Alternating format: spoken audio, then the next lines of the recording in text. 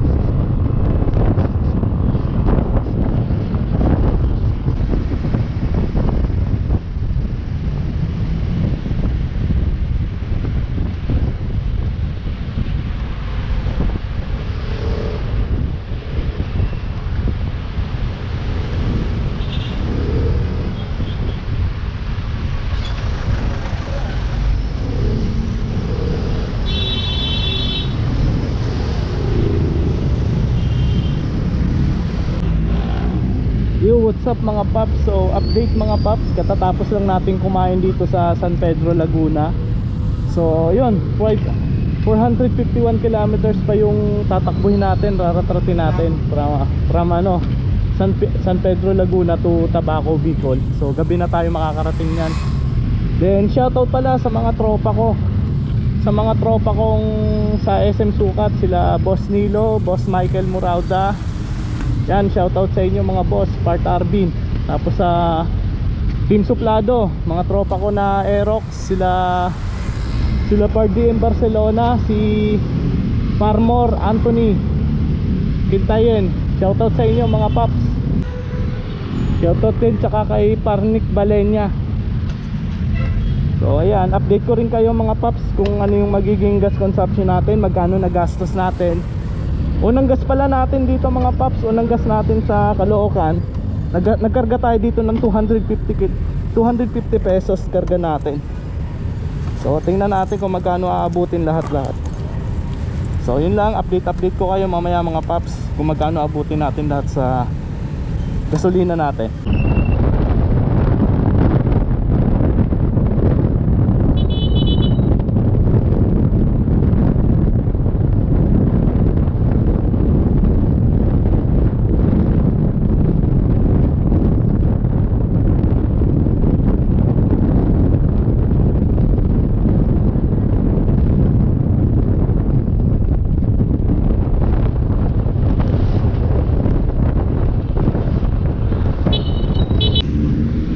Paps, nagasuli tayo. Bali ang nagas natin nung una 250.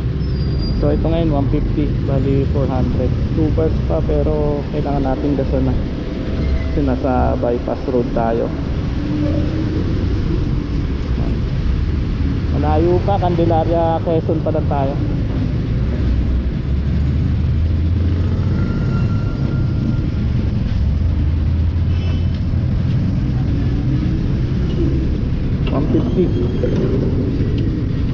Sige po.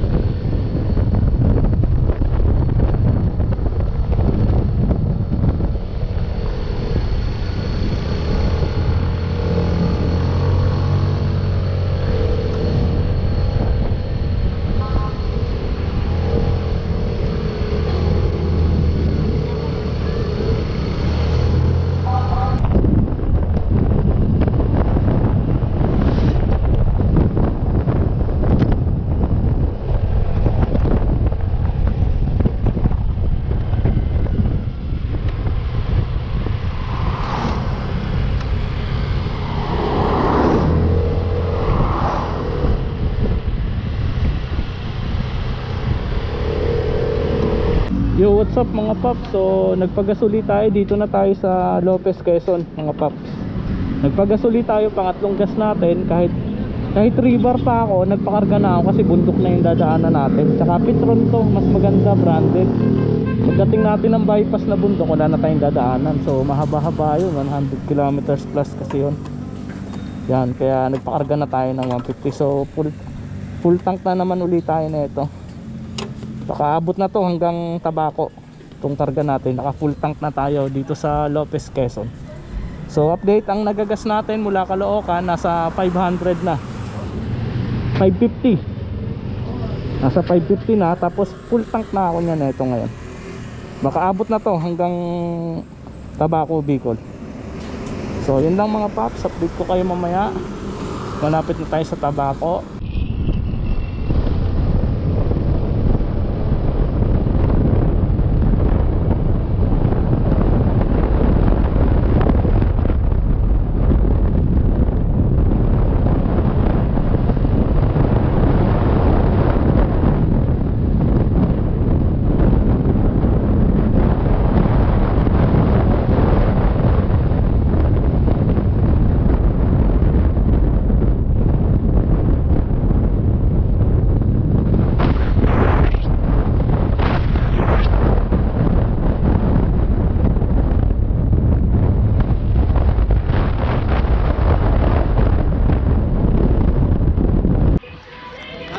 Yo, what's up mga paps? Dito na tayo sa gateway to Bicolandia. Malayo-layo pa to. Malayo-layo pa, mga 6 hours pa to mula hanggang hanggang Tabaco, Bicol. So ayan. Yan, gateway to Bicolandia. Daming mga nagra-rides ngayon eh. Yan. Sila paps nagra-rides din. Yan.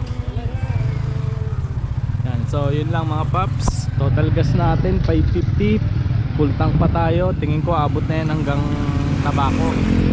So ride safe sa atin lahat mga paps. Peace out.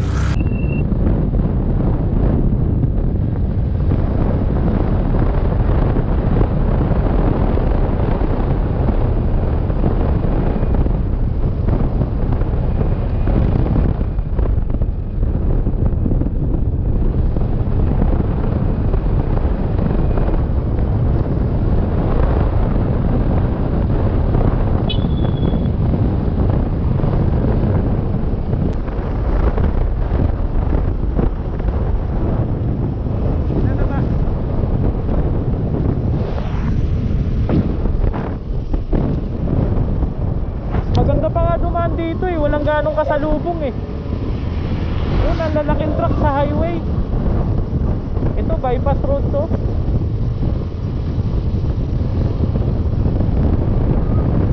Kasi pag doon, ang lalaki ng truck, delikado. Dito, solo mo lang yung daan, oh. Pareho lang naman ang layo.